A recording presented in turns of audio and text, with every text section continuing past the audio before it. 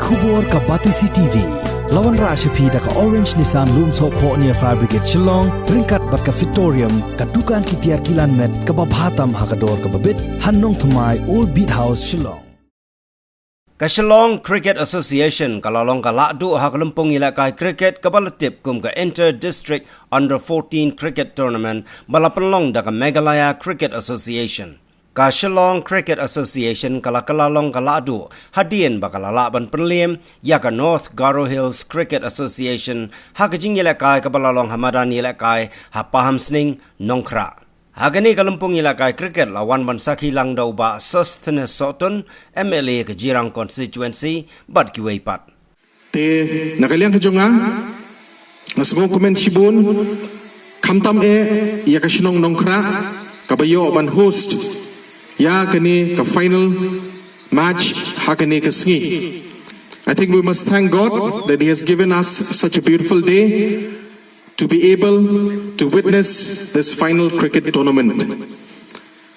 Tingis ngasukumen sibun ba kani ka sport ka cricket kala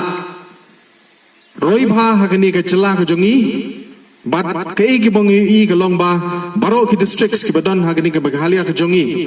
ki shimbanta ki lekai ha kani ki tournaments. But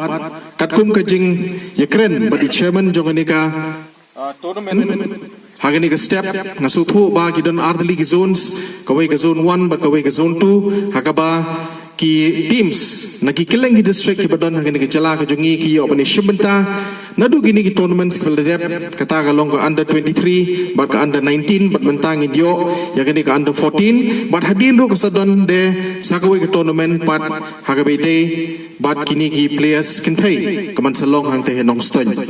tekani hi kalong ka platform na kabenta kini ki budding cricketers ki jongi tingis tonat shibun ba nadu kani ka reta ka berit ki balong khat saus nem shrom ba kini ki players ki yo bani shimbenta ban yele ya kata ka real cricket mong ya kata ka tennis ball cricket ne ka real cricket bagi yo ban sedang nadu benta kanang bingin yo ban groom yaki bakin yo ban pun kre yele de na ka benta ka in any sports events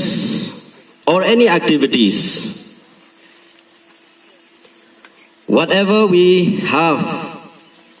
the different committees, we may have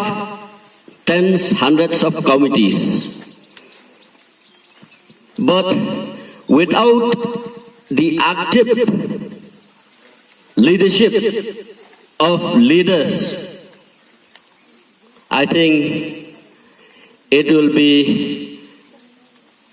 useless, as to say, because we will not see as what it's happening out here. At first, I thought that Ribau District Cricket Association will not be able to run the tournament as such which we are witnessing today. But I see that I can see, and through the activeness of